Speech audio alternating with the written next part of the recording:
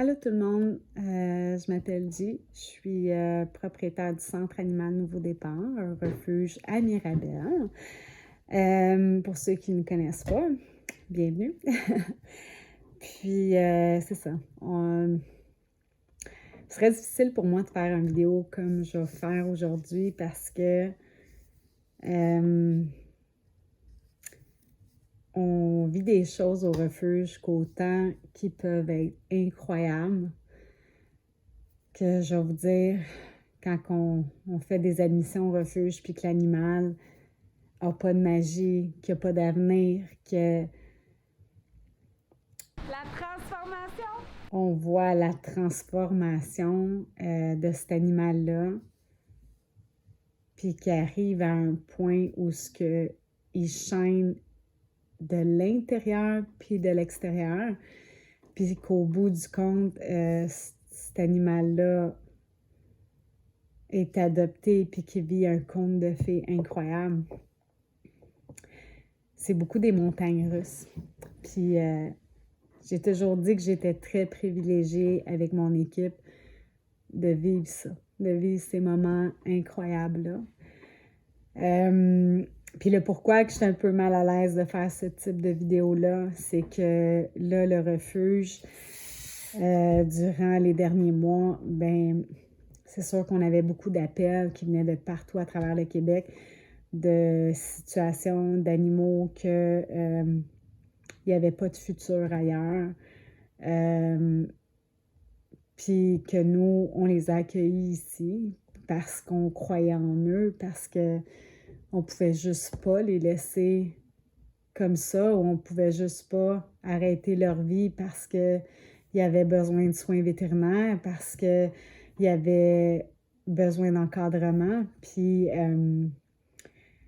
on les a pris au refuge, on a tout cru en eux, on a fait qu'est-ce qu'il fallait faire, puis là, on est rendu à un stade où on a reçu une immense, mais immense facture vétérinaire en quelques semaines. Un montant incroyable de 3 912 et 17 sous. Puis, c'est sûr que, bon, quand on était sur le moment, puis qu'on se dit, OK, oui, on savait à peu près, on a tellement des bonnes cliniques vétérinaires, dont une d'entre elles qui est la clinique Côté à Saint-Jérôme. Parce que, my God, que cette équipe-là nous soutient quasiment 24 sur 24, ça n'a aucun bon sens. Ils sont disponibles, ils sont là, ils embarquent dans nos rescues, ils nous guident à travers tout ça côté santé, parce que je ne vous mentirai pas qu'on a eu beaucoup d'animaux qui avaient besoin de soins vétérinaires. Puis autant qui nous ont soutenus avec des animaux qui avaient besoin de soutien au niveau de la médication, pour persévérer à travers un programme d'entraînement, puis d'amener une qualité de vie, d'amener un équilibre au sein d'une famille. Fait que cette clinique-là nous a tellement sauvés dans les dernières semaines. C'est juste que quand on vit la vie de refuge, puis qu'on se dit, OK, on prépare les sauvetages, OK, on regarde le budget, c'est quoi les dons qui sont rentrés dans les derniers mois, est-ce qu'on est capable? Mais quand vous avez une gang de passionnés, mais qui sont terre à terre, qui font des bons meetings, qui sont organisés, mais qui se disent, no matter what, on va trouver les solutions après, puis on travaille tellement en équipe, puis l'histoire de chaque animal est tellement considérée de A à Z, est tellement respectée, est tellement... pour nous autres, c'est toujours un honneur de sauver un animal, parce que c'est pas un animal, hein? N'oubliez pas que chez nous, il y a un nom, il y a une histoire, il y a des gens de cœur qui sont impliqués dans chaque dossier de l'animal. Puis quand on fait le parcours avec eux autres, qu'on les soutient mentalement, physiquement, Il y a beaucoup de gens en arrière de ça, des toiletteurs, des vétérinaires, des techniciennes, des éducateurs, des familles d'accueil, des bénévoles qui font les transports, des boutiques d'animaux qui nous soutiennent pour tout le matériel, c'est tout ce qu'on a besoin. Autant en nourriture, litière, name it, des bons harnais de travail pour être capable de travailler bien en famille d'accueil. On a des pensions incroyables. Espace Chien, Laval, Rêve Canin, Saint-Eustache. My God, que ces deux gangs-là nous ont tellement sauvés plein de fois parce qu'on avait besoin d'autres intervenants dans les dossiers. Puis nos toiletteuses, que quand on les appelle, Nancy, Cindy, on a beaucoup de toiletteuses que quand on reçoit des animaux qui ont besoin d'urgence au niveau des griffes, du poil, on a eu des chats qui avaient le poil tellement feutré, là, mais c'était des dreads, là, je vous mens pas, là, ça d'épais, puis qu'on avait de la misère à passer la lame de rasoir en dessous de ça pour libérer le chat. C'est tous des passionnés, c'est tous des gens qui croient dans notre mission, puis qui croient dans ce qu'on fait, puis qui veulent juste s'impliquer.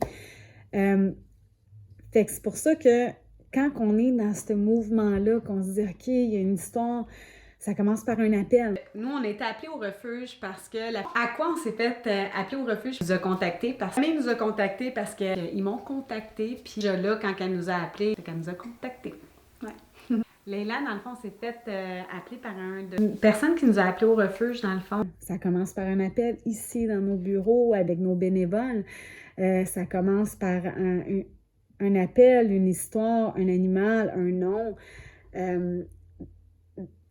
C'est une gang après qui croit dans l'histoire de cet animal-là, puis qu'on prend action, puis qu'on change la vie de cet animal-là du moment qu'on le prend en charge. Fait que quand on monte dans ce bateau-là, c'est difficile de l'arrêter. C'est difficile après quand on se fait dire, bon, OK, là, l'animal a besoin de soins. Il faut soit qu'on arrête ça, puis qu'on le libère, puis qu'on l'euthanasie, ou soit qu'on continue. Mais quand on a les yeux de cet animal-là devant nous, puis qu'on se dit, oh my God, il y a tellement de potentiel, il y a tellement... Mais c'est toujours une question d'argent. C'est toujours aussi une question qu'il faut être capable de payer ces chirurgies-là, de payer ces biopsies-là. C'est totalement normal. Puis on est très privilégié d'être soutenu par la clinique Côté. Là, on arrive à un stade où, oui, on a une grosse facture en tellement peu de temps. Mais c'est tellement comprenable parce qu'ils nous ont tellement soutenus pour ces animaux-là. Fait que c'est sûr que là, on était rendu au stade avec mon équipe. Que soit je dis rien, puis que ma tante G encaisse, puis soit comme mon équipe dit, la communauté nous suit, ils savent qu'est-ce qu'on fait. Fait que c'était un petit peu comment je vous dirais, le malaise que j'avais de vous dire ce qu'on vit de vive voix. Que oui, présentement, le refuge a une grosse somme d'argent qu'on veut payer avant le 22 octobre.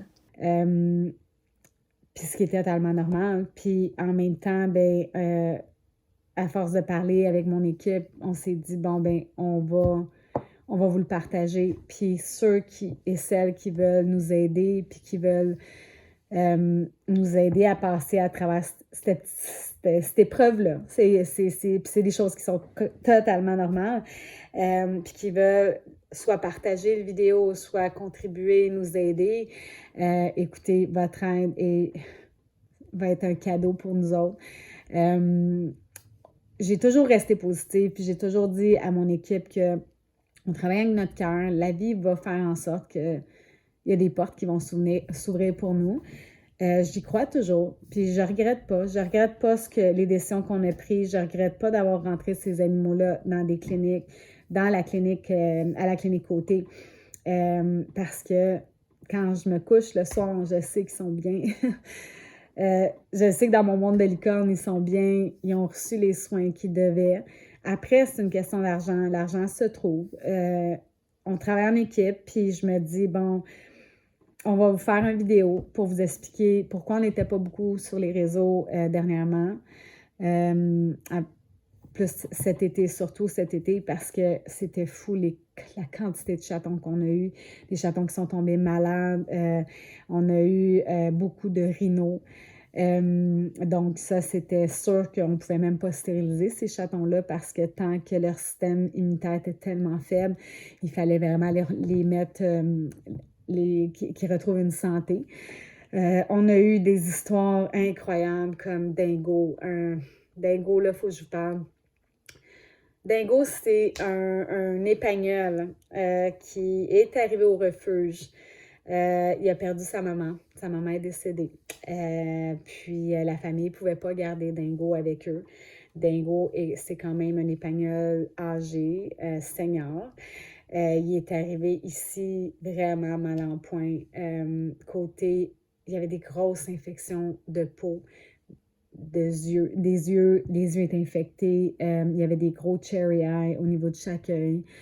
Je vous mentirais pas que Dingo, quand il est arrivé, on était conscients. On était conscients de, que c'était quand même un dossier. Le dossier côté santé de Dingo était quand même assez important. Mais la journée que vous rencontrez Dingo,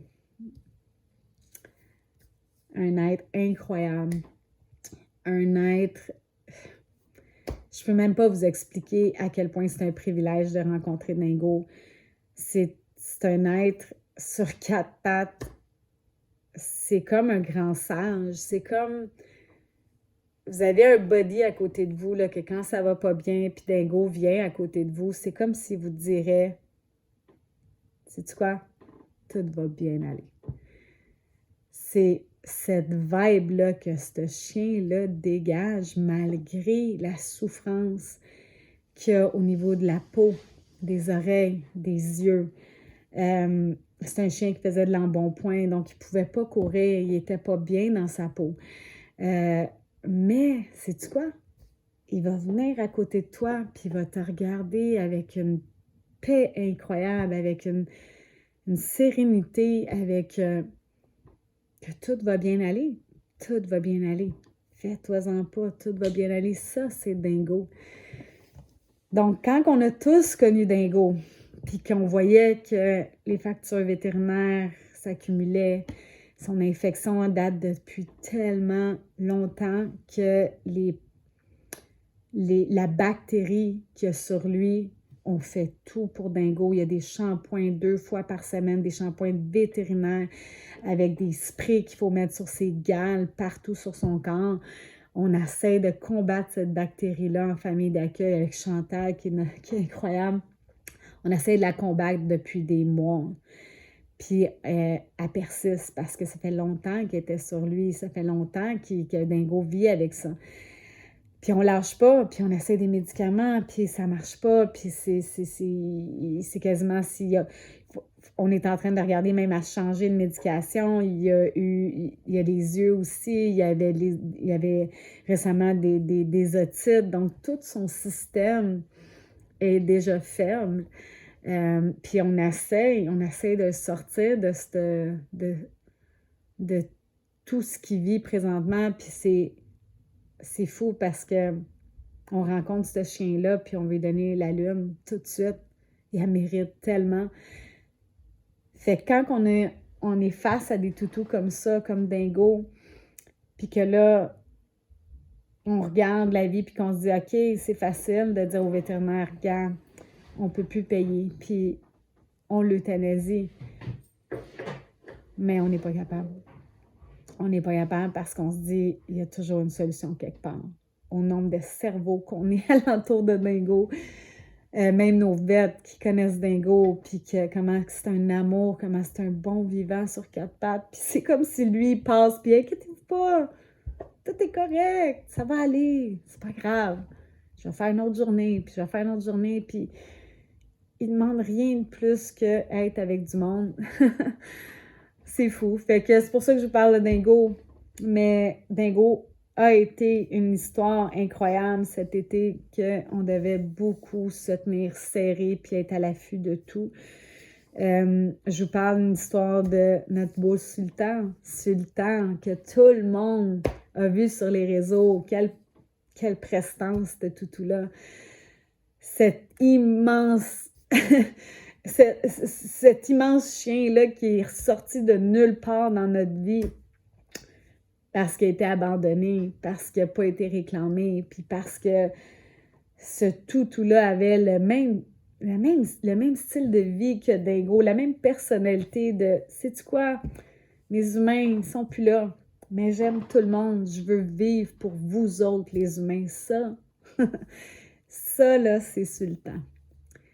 Sultan a tellement d'amour à donner. Sultan, c'est un rayon de soleil. Sultan a eu des blessures. Il y a eu des blessures, il y a eu des abandons. Il a connu des gens qui se sont occupés de Sultan avant. Mais il continue sa vie comme le vagabond, l'histoire du vagabond là, de l'émission. Là. Il me fait penser à Sultan. Sultan, là, la vie est belle partout. C'est nuageux, là. Sultan va arriver, le soleil va être là. Parce que c'est Sultan, avec ce qu'il dégage. Fait que Sultan est arrivé au refuge. Bon, ben parfait, on le fait examiner, il n'était pas castré, on le fait castrer. On a un appel, dit, Sultan a 2 masses. 2 masses dans la mâchoire, c'était sur la mâchoire, puis l'autre, c'était sur la gencive. 2 masses, les masses. Ça, dans les refuges, les masses, hein? On n'aime pas ça. OK, qu'est-ce qu'on fait? Sultan, un gros chien de 125 livres, on fait quoi? Un chien incroyable. Est-ce qu'on euthanasie parce que le refuge n'est pas capable de payer? Oh! On tient la main à Sultan, la patte à Sultan. On continue. Ben, on a opté pour continuer parce que Sultan, il ne pouvait pas finir sa vie comme ça. Vite, parce qu'on n'a pas les sous pour faire une biopsie au niveau de ces 2 masses, qu'on ne pouvait pas faire la chirurgie pour les enlever. Ben, on a continué. Puis on a eu des anges gardiens parce que les masses n'étaient pas cancéreuses. Puis Sultan, il est tellement heureux. Puis Sultan a vécu son Walt Disney pour chien. Son histoire de Walt Disney, il vient de la vivre, qui va être une émission pour la saison 2. Incroyable, qu'on ne touchait plus à terre parce que on s'est dit, on a sauvé la vie de ce chien-là, pas 1 fois, 2 fois. 2 fois, vraiment. Première, il est venu ici. 2e, on a fait ce qu'il fallait faire avec ses masses, puis il a été adopté. Donc, quand on a des histoires comme Dingo, comme Sultan, comme tous les chatons qu'on a sauvés, qui auraient été des chats sauvages, qui sont tombés malades, qu'on a continué, c'est sûr que quand je vois notre facture vétérinaire de 3 912,17 $ en quelques semaines, parce qu'on a tellement eu de chatons, les vaccins, les examens, les vermifuges, les antipuces, la nourriture spécialisée. On a eu des chats qui avaient besoin de nourriture urinaire, végétarienne, la satiété, hypoallergénique, hydrolysée, très spécifique, la nourriture gastro, du lait de chaton maternisé, my God, qu'on a eu besoin cette année. Tous les frais qui se rattachent à notre grosse facture, les antibiotiques, les anti-inflammatoires, les suppléments nutritionnels. Souvent, les refuges, on va travailler avec du Nutrilise, le Viralis aussi, parce que quand les chats ont des grippes de minou, de la rhino, c'est sûr qu'on va donner cette poudre-là sur la nourriture pour essayer de les faire monter le plus vite possible.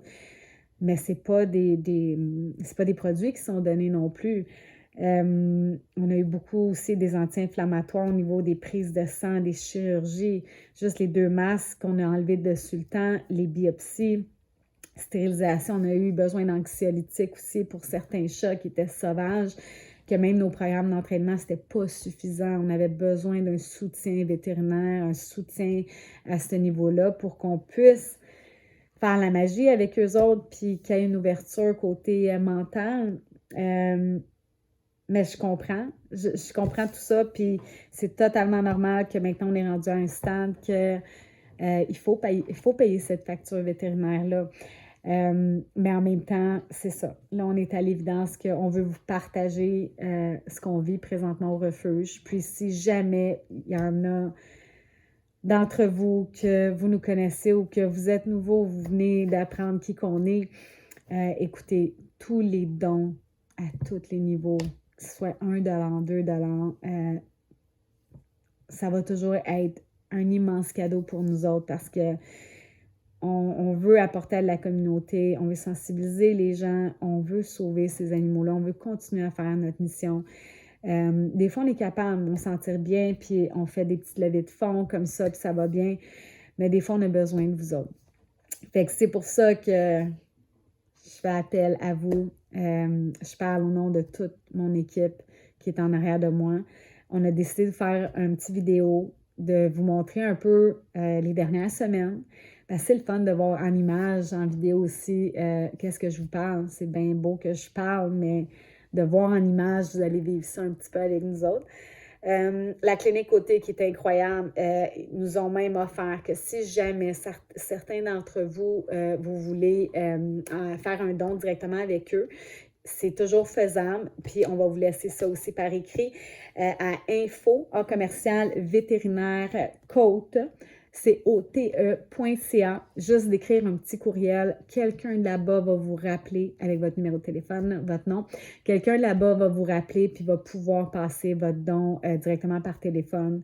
Ça peut être fait par virement aussi au 514-574-7821 qui est le numéro du refuge. Ça peut être un chèque au nom du Centre animal Nouveau Départ. Vous nous appelez, on va vous donner l'adresse pour que ça soit envoyé ou si vous voulez venir nous voir. Il y a plusieurs manières de nous aider à faire un don. Il y a le compte PayPal aussi du refuge. Un gros merci, honnêtement. Merci à tout le monde. Puis même ceux qui ne peuvent pas, aucun problème. Si vous voulez juste partager notre vidéo, plus il y a de gens qui vont voir la vidéo, que ça peut sensibiliser les gens que oui, la vie de refuge, on a besoin de travailler en équipe, on a besoin de vous autres sur les réseaux des fois. Puis là, on est rendu là de notre côté. Donc, pour tous ceux et celles qui veulent nous donner un petit coup de main, my God, que ça va être tellement apprécié. Donc, un gros merci à tout le monde. Puis, on vous donne des nouvelles très bientôt. On se croise les doigts qu'on soit capable d'amasser les sous avant le 22 octobre. Donc, merci beaucoup. Puis, au plaisir de vous donner d'autres nouvelles. Bye bye.